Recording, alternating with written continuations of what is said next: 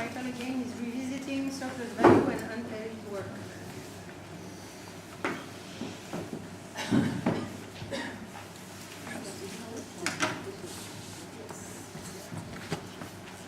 Get a microphone?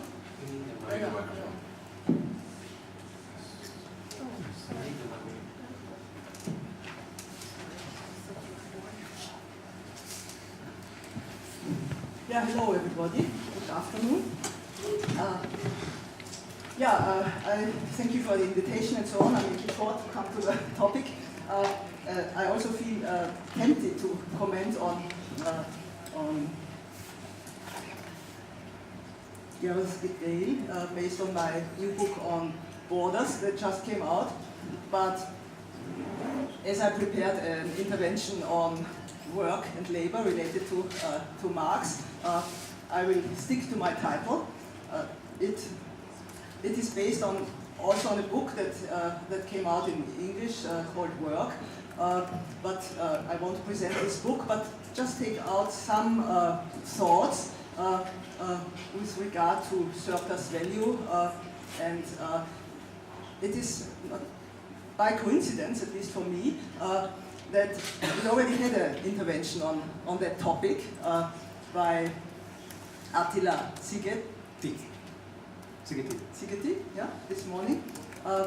And my presentation also refers to the Italian colleague. I just have to learn Marcello, the Canadian Italian. Yeah? So I'm already at this late moment of the day in the position to comment on some others, but that will be part of my presentation. So I do not have to say much about surplus value, one of the basic categories of the Marxian concept. You know, it's a social product which is over and above what is required for the producers to live. I rely here on the Encyclopedia of Marxism to be short. And the measure of value is labor time, and so surplus value is the accumulated product of the unpaid labor time of the producers, of the employed producers. So this is one of the essence of capital accumulation, and surplus value is in fact the essence of production in capitalism. So this I take for granted. That's my point of departure from where I think we have to move on. Because we do not live in the 19th century anymore, and we have more insights, not only because we are contemporaries, but also because the debate has developed. So I think we have to enlarge the concept of capitalism, so it goes far beyond surplus value. We have to conceive a plurality of work and labor relations. Because Marx surplus value refers to wage labor. Of course, he is also aware of other work and labor relations, but he doesn't consider them capitalist, and he sees them as some residual forms of pre-capitalist modes of production.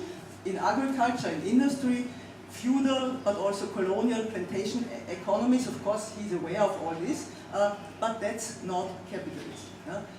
And there's another thing that is excluded from work and labor, it's housework.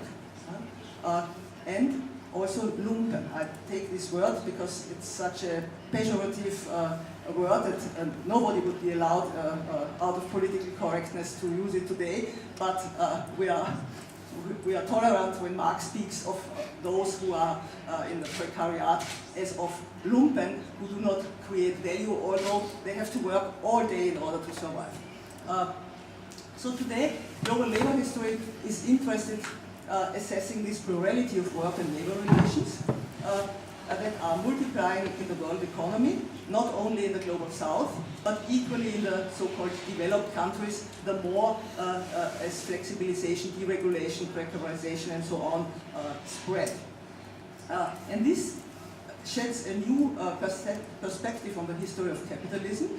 I think we have to conceive capitalism as combinations of gainful employment, wage labor, but also independent labor, with other forms of work and labor, also including housework, non-remunerated work, regardless if it is performed by women and by men. There's also men's housework, of course.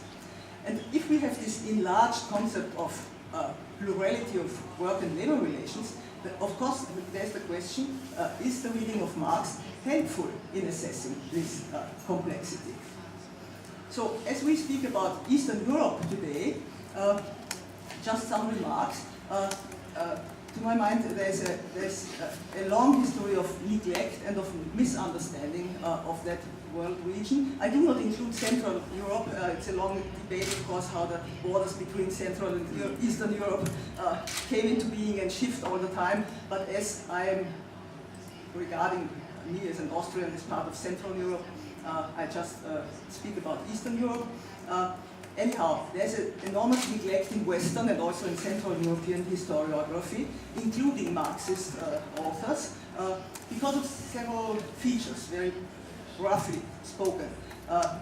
Because it's seen as a region where pre-capitalist backwardness is prevailing. You can call it feudal, it's of course, one indicates as late industrialization, late introduction of wage work and so on. But also the state socialist period contributes to that misunderstanding. A non-capitalist modernization, how does that fit into a Western narrative? But also if you see it not from outside but from inside the region, there is a particularist self-perception. It has a long historical tradition. This self-perception of being backward is either following Western criteria or it is rejecting it, but nevertheless stressing cultural difference. I think it is extremely important to connect Eastern Europe, not to see it as something backward or as something peculiar, but as part of the capitalist world system. Of course, we can speak when and how this world system came into being based on core formation and peripheralization. I take it here as a result. But if we include these so-called backward regions, and we see that they were actually not backward, but their backwardness is the result of their integration into this unequal international division of labor, that leads us to a broader definition of capitalism, that is including manorial economy, serfdom, peasant household economy, and of course also the rural poor into the global system of value creation. If we speak about today's manifestations, then of course the role of many Eastern European states as locations of cheap industry, of cheap labor in contract industry and outward processing trades in global commodity chains, it's again something that refers to that history of peripheralization. Back to Marx. I see Marx as a contemporary, not of us, but in the 19th century, so my expectations are not as high as some of my colleagues. He shared his contemporaries' prejudices about Eastern European peoples without history and their backwardness.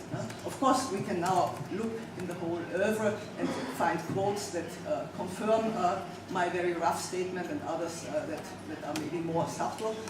But in general, there was a kind of Western perspective on Eastern Europe.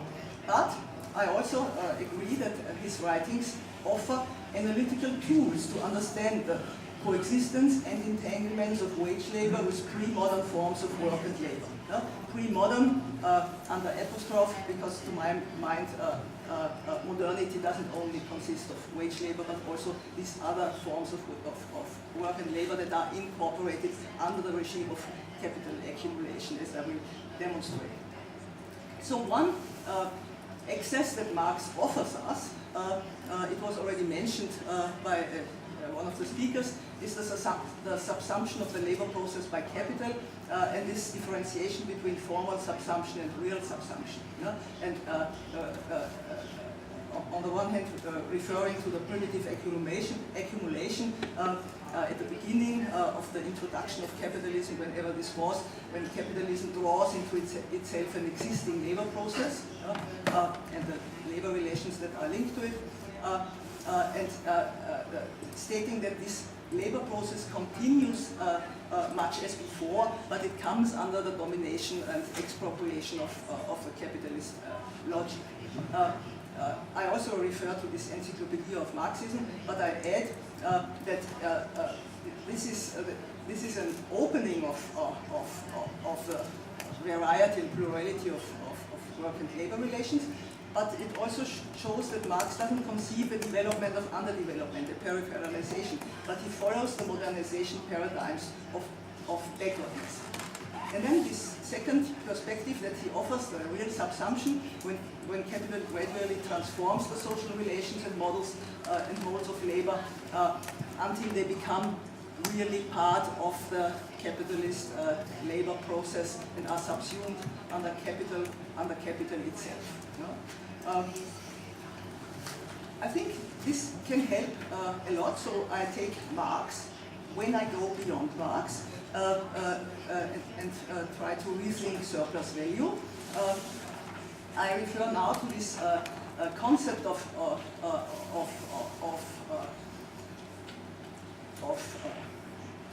that was also distributed and popularized by Marx writing, 19th century unfolding of industrial capitalism as the one and only linear future of development. Okay, we heard that it's not necessarily always linear, but nevertheless, it's in Marx Capital that we find this quote: the industrially most developed country does nothing but hold up to those who follow in on the industrial ladder. Of course, it's something where you climb up across stages of progress, the image on its own future. Yeah? So that was, we already heard about England's objectively progressive role in India. Of course, he also blamed colonialism, but nevertheless he saw the capitalist modernization in India in its colonial form as something that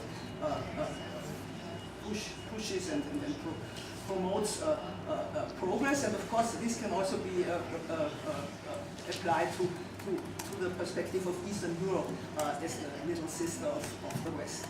So I think one solution is to replace this modernization and backwardness paradigm by the peripheralizing effects of global expansion of capitalism. Maybe we can also use Marx to find some... Sorry.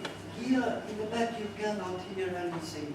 The microphone is, I don't know. You have a microphone. Closer to your mouth. Closer to my mouth, yeah, okay. Thank you. I don't want to deny that also Marx can help to find such explanations, but I think world systems theory or analysis is very useful, and it is also applying a lot of Marxist thinking. Another point is the neglect of unpaid work in the household, male and female. Subsistence labor, makeshift economies. That's what the lumpen do. Those who do not have proper labor relations. So the reproduction of wage workers, the fact that these family members who work in the household economy, even if the household is very small and limited, who compensate for low wages by household economy or subsistence agriculture, and reduce the costs for employers. So they do something to produce value. It's not just the other side of the economy. It's economy, it's work, it's value. So that's why I think we need inclusive models of value transfer beyond Marx. Again, with Marx, beyond Marx. I see a lot of authors who help us. One inspiration is what was already mentioned, by transforming the concept of primitive accumulation from an initial moment in the history of capitalism into a permanent feature of capitalist accumulation. Andre Frank, for instance, one of the leading world system authors, speaks of permanent primary accumulation, and he also inspired quite a lot the feminist subsistence theoreticians. Another way of expanding the concept of surplus value from wage work is to include the appropriation of non-paid work in the concept as part of the transfer of value from worker to employer. Not Michael, but Jason Moore was already mentioned, and I include myself as one who contributed to that concept. And on this slide, the last slide, you can see how I conceive of value transfers. So on the one hand, you have the surplus value from wage labor that is realized through the employment of a wage laborer. Can be, he or she can be free or unfree. Of course, there are other ways of surplus products and their appropriation rents and so on. This doesn't concern us here. But what I want to add is the transfer value from unpaid work. It's not unpaid labor, because unpaid labor is that part of the appropriation that the capitalist takes by not paying the whole labor of the employed worker. But unpaid work, it's what is done in the household economy, in the family economy. So I think it is realized by appropriating unpaid work, by combining paid and unpaid work and labor in the family and household of a wage worker. Even if it's a single household, it's a combination of these two modes of work and labor. But it's not just a household thing. We can also see it when we study commodity chains, and that would be another work that we would have to discuss in detail. But if we see a commodity chain as a chain of different work and labor relations that are combined because of their differential in price and wage, and also, of course, tax conditions, then we can also conceive it as a combination of different labor relations where unpaid work always plays a role. Otherwise, we wouldn't have the miracle of cheap wage countries. Cheap wage countries can only be cheap because there's access through the wage worker on this unpaid work of the family household. So the family household also plays into these commodity chains. And maybe at the end I can also come back to the migration topic that my previous speaker addressed. Also, migration is a possibility, of course, of combining these wage differentials by asking cheap labor to come to work in a high wage country and contribute to this fragmentation of the work and contribute to the social fragmentation there.